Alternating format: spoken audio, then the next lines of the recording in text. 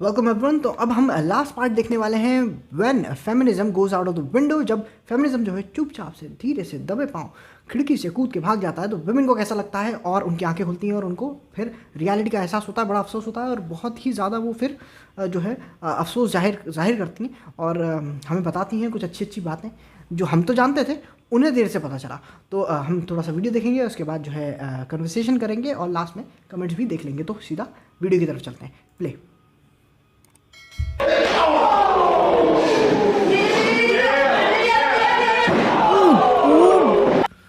ये पड़ी होगी यार, ये बड़ी जोर से पड़ी होगी। ओ नहीं यार, अभी ये बहुत ज़्यादा जोर से था भाई। स्पीड किसी ने तेज कर दी या ये बहुत जोर से पटक दिया। वो सामने वाला भी टेंशन में है। It's often like women want नहीं देखो यार, मैं वायलेंस को जो है विमेन के ऊपर बिल्कुल जो है सपोर्ट नहीं करता। मैं चाहता हूँ कि विमेन को जो है हिट किया जाए बाय अदर वुमेन जो कि उनकी एल्डर हैं, उनकी मदर हो गई, उनकी ग्रैंड मदर हो गई, उनकी जो काफ़ी जिनकी एज है, जिनके पास एक्सपीरियंस है, आंटी हो गई, वो लोग। क्योंकि क्या है कि ह्यूमन चिल्ड्रन ऐसे होते हैं कि उन्हें रियलिटी में लाना पड़ता है, तो उनको थोड़ा सा ज़रूरी है, लेकिन इस तरीके का नहीं। ठीक है, तो खैर देखते हैं दूसरा video. It's often like women want the freedom the freedom and they want the benefits that come with old order, so they अच्छा, तो ये जो है ये पर्ली थिंग्स करके इनका चैनल है, ज़रूर सब्सक्राइब करें। काफ़ी कम टाइम में इन्होंने काफ़ी अच्छा जो है मेहनत की है और काफ़ी इन्होंने अचीवमेंट की है, राइट। काफ़ी अच्छे थॉट्स हैं इनके, तो आपको मज़ा आएगा देखने में, तो ज़रूर इनको आप सब्सक्राइब करें। तो बेसिकली बात हो रही है कि वुमेन जो है फ्रीडम चाहती हैं और आगे सुनते हैं कि क्या है किस्सा। So they want like traditional man the, अच्छा हाँ, तो बेसिकली वो फ्रीडम चाहती हैं और बेनिफिट चाहती हैं। they want like the traditional men, the guys that pay for anything, but we're not traditional women. So we're not virgins anymore. We're not young anymore when we get married. And so it's like we take away the things that men value while offering, like we require more and offer less. Maybe you just think that women अरे बड़ी ही बेहतरीन बात करी है इन्होंने, बेहतरीन। ठीक है, तो उन्होंने कहा है कि वुमेन जो है वो अनफेयर डील चाहती हैं। वो चाहती हैं कि वो तो मॉडर्न वुमेन रहें, लेकिन आदमी जो है वो ट्रेडिशनल रहें। मतलब हम मॉडर्न हैं, हमें तुम्हारी ज़रूरत नहीं है, लेकिन तुम्हें हमारी ज़रूरत है। तुम्हें अभी भी वो काम करना पड़ेगा, वो रिस्पॉन्सिबिलिटी लेनी पड़ेगी, भले ही हम कमाते हैं। मतलब वो जो कहानी है ना कि my money is my money but your money is our money. तो लड़की जो कमाएगी वो लड़की का पैसा है, लड़का जो कमाएगा वो भी लड़की का पैसा है। मतलब कहने को वो लड़के का पैसा है, बट यूजुअली वो लड़की के हाथ में जाता है, क्योंकि ज़्यादातर डिसीजन वही लेना पसंद करती हैं, इन द सेंस के पैसों के मामले में ख़ास तौर पे। तो वो अनफेयर डील मांग रही हैं बेसिकली कि हम जो है, हमें बेनिफिट चाहिए, हमें इक्वालिटी चाहिए, लेकिन तुम जो है फिर भी उसके बाद भी तुम्हें वही काम करना है जो तुम्हारी रिस्पॉन्सिबिलिटी है। तो ये सही डील नहीं है यार, फेयर नहीं है, सही नहीं है। ठीक है, ये वाली क्लिप मेरी थोड़ी सी देखी हुई है क्योंकि मैंने जॉर्डन पीटरसन के कुछ वीडियोस देखे हुए हैं। तो ये बड़ी ही बेहतरीन जो है इक्वालिटी की जो बात चल रही है ना, उसी पे आधारित है। तो देखते हैं। should be equally represented in the decision-making fora of our nation. Maybe that's really just about having proper equality in a body that's meant to be representative. Well, I do believe that women should have. I don't understand your question, I guess. Well, how about if you phrase it more clearly instead of just insulting me? Look at it this way. So there's a very wide array of jobs that are fundamentally done by men. 99.9% of bricklayers are men. Should we have quotas for women? Is bricklaying representative democracy? That has nothing to do with the question. The question is if there's evidence of structural inequality and oppression because women aren't precisely represented at 50% in all professions at all levels, then why don't we have a conversation about having women represented in all professions at all levels? Why do we talk about the C-suite, for example? Why do we talk about politics and positions of power? Why don't we talk about it across the board? Okay, sorry, let's just pause and... Yeah, but that's because it's power. So a woman called me. Okay. बहुत ही important बात है ये, ध्यान से समझें। Women कहती हैं कि हमें भी सीट पे बिठाओ, पावर सीट पे बिठाओ, स्टेबल पे बिठाओ, जहाँ डिसीजन होते हैं, हमें भी वहाँ बैठना है। क्यों बैठना है? क्योंकि हम वुमेन हैं, बस यही लॉजिक है हमारा। हमें वो चीज़ अर्न नहीं की है, हमने ग्राउंड लेवल से अब जो है ऊपर की तरफ नहीं आए मेहनत करते हुए, हमने वो चीज़ अर्न नहीं की है, हम वो उतने एलिजिबल नहीं हैं, लेकिन हमें वहाँ बिठाओ क्योंकि हम वुमेन हैं, राइट। तो मोहतरमा कह रही थी कि हमें जो है रिप्रेजेंटेटिव डेमोक्रेसी, आई थिंक वो ऑस्ट्रेलिया से हैं आई थिंक, तो वहाँ क्योंकि डेमोक्रेसी में यानी कि पार्लियामेंट में बेसिकली लोकसभा या राज्यसभा जो भी वहाँ का होता है हिसाब किताब, वहाँ जो है विमेन जो है वो इक्वल नहीं है, तो हमें भी इक्वल सीट्स दो। क्यों भाई, बारात में आई हो हमारी, किस खुशी में दो? अगर आदमी वहाँ पहुँचा है तो वो अपनी मेहनत से पहुँचा है, तुम्हें फ्री में क्यों मिल जाए? तुम तो इक्वालिटी मांग रही थी। इक्वालिटी का मतलब होता है कि इक्वल जो है आपका जो होता है ना स्टार्टिंग लाइन होती है वो इक्वल होगी आप दोनों की। शुरू करो, देखते हैं कौन आगे जाता है। लेकिन नहीं, पोजीशन ऑफ पावर के लिए इनको इक्वालिटी चाहिए। तो उसने कहा कि अच्छा एक बात बताओ, अगर इक्वालिटी की बात है तो ऐसी बहुत सारी फील्ड्स हैं जहाँ पर इक्वालिटी नहीं है। फॉर एग्जांपल जो आदमी जो ईंटें उठाते हैं, ईंटें रखी जाती हैं इधर उधर रख के, जो मेन जो ईंटें होती हैं, एक्चुअल जो हाउस की ईंटें होती हैं घर में लगती हैं वो, तो उसमें जो है 99% जो है आदमी है। तो ऐसा करते हैं कि इक्वालिटी वहाँ भी दे देते हैं, कोटा बुक कर देते हैं औरतों के लिए 50%, कैसा रहेगा? तो अरे तो वो उससे वो डेमोक्रेसी थोड़ी ना आती है, उससे क्या फ़र्क पड़ रहा है? तुम्हें इक्वालिटी चाहिए ना तो हर लेवल पे लो ना इक्वालिटी। नहीं नहीं नहीं नहीं, इक्वालिटी वहाँ नहीं चाहिए। इक्वालिटी चाहिए वहाँ पर जहाँ पे एसी ऑफिस होगा, बड़ी बड़ी गाड़ी होगी, पावर होगा, राइट? क्योंकि तुम्हें इक्वालिटी नहीं चाहिए, तुम्हें पावर चाहिए। मेन बात ये है, राइट? तो खैर आगे देखते हैं। She said, I'm 50 years old. I have 3 degrees. I'm very successful entrepreneur, CEO. And I want you to know, Dennis, I deeply regret that I followed the feminist advice at college. Because when I come home after a successful day at work to an empty home, no husband, no children, no family, it's not good. तो basically ये हैं, इनको किसी मोहतरमा ने phone किया, उन्होंने कहा कि मेरे पास 3 डिग्री हैं, मैं बहुत एजुकेटेड हूँ और मैं 50 ईयर्स ओल्ड हूँ, 50 साल की हूँ, और मैं बहुत सक्सेसफुल बिजनेस वुमेन हूँ, और मैं कहना चाहती हूँ कि कॉलेज में फेमिनिज़म की बातों में आके, फेमिनिज़म के साथ चल के, फेमिनिज़म को अपनी लाइफ में उतार के मैंने बहुत बड़ी गलती करी। अब भले ही मैं सक्सेसफुल हूँ, लेकिन जब मैं घर आती हूँ ना, तो ना ही मेरा हस्बैंड है ना ही मेरे बच्चे हैं, और मैं बहुत ज़्यादा अफसोस करती हूँ कि मैंने फेमिनिज़म को क्यों चूज़ किया। ये रियलिटी होती है जब आप उस उम्र में पहुंच जाते हो। उससे पहले वुमेन के पास क्या ऑप्शंस बहुत होते हैं ना, तो उन्हें असली दुनिया का, रियलिटी का अंदाज़ा ही नहीं होता। ऐसी ही लाइफ है, क्या कर सकते हैं। खैर देखते हैं। Proof women are equal to man, end of stupid sexism. अच्छा, तो ये भाई साहब प्रूफ दे रहे हैं कि वुमेन जो है वो इक्वल टू मैन है, और एंड ऑफ स्टूपिड सेक्सिज्म। तो ये जो है एंड करने वाले हैं सेक्सिज्म का। देखें देखें। Men always say how women's soccer sucks. अरे यार तो बेसिकली ये है कि ये मोहतरमा जो है वो आई थिंक फुटबॉल प्लेयर हैं, फीमेल, और ये कह रही हैं कि जो लोग कहते हैं कि विमेन फुटबॉल जो है वो सक करती है, बुरी है इन द सेंस कि वो उतनी एफिशिएंट नहीं है, तो क्यों नहीं आप आते और हमारे साथ खेलते, कम्पीट करते। ऐसा कुछ उन्होंने चैलेंज फेंका था, देखें। Then come to the field and try with us. The Australian women's national team, who were ranked number 5 in the world at the time, lost 7-0 to a team of 15-year-old boys. क्या करेंगे आप भाई साहब?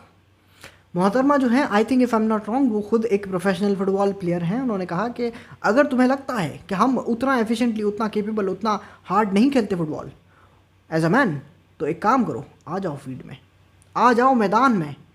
तो पता चला भाई साहब कि प्रोफेशनल फुटबॉल टीम जो होती है, जो एक्चुअल में वहाँ खेलती है, मतलब वो वाली नेशनल लेवल की जो टीम होती है, तो वो जो है वो 15 साल के लड़कों से हार गई।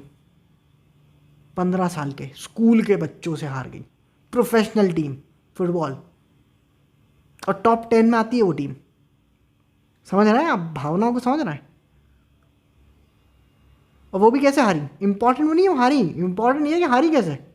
0-7 सामने वाली टीम ने 7 गोल कर दिए और इनकी टीम ने 0। देखा, मैं तो कह रहा था आपसे कि विमेन जो है वो इक्वल होती है मैन। आप ही नहीं मानते भाई साहब, मिसोजिनिस्टिक हो तुम जो हो मिसोजिनिस्टिक हो, तुम हो प्रॉब्लम। तुम ऑपरेस करना चाहते हो लड़कियों को, सुधर जाओ। मानो बात के लड़कियां इक्वल होती हैं, समझे?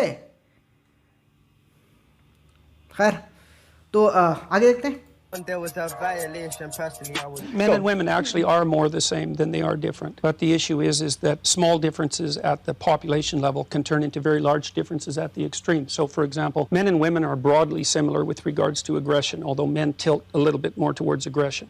So that if you picked a random person out of the population, male and female, and you guessed that the male was more aggressive, you'd be right 60% of the time. But if you take the 1 in 100 most aggressive people, they're all male. And that's why the overwhelming proportion of people who are in prisons are male. Now, do you want to equalize that, just out of curiosity? What about bricklayers? They're 99% male, and we've got about 3/4 of the population now in universities in the humanities and social sciences are female. Yeah. Are we going to equalize that? And men work longer hours. They work more dangerous jobs. They're more likely to move. They're more likely to work outside. They're more likely to participate in jobs in the STEM fields that are scalable. They make more money for those reasons, and that's all hidden under the idea that the reason that men and women make different amounts of money is because of their gender. It's a very simplistic analysis. Went out of his way.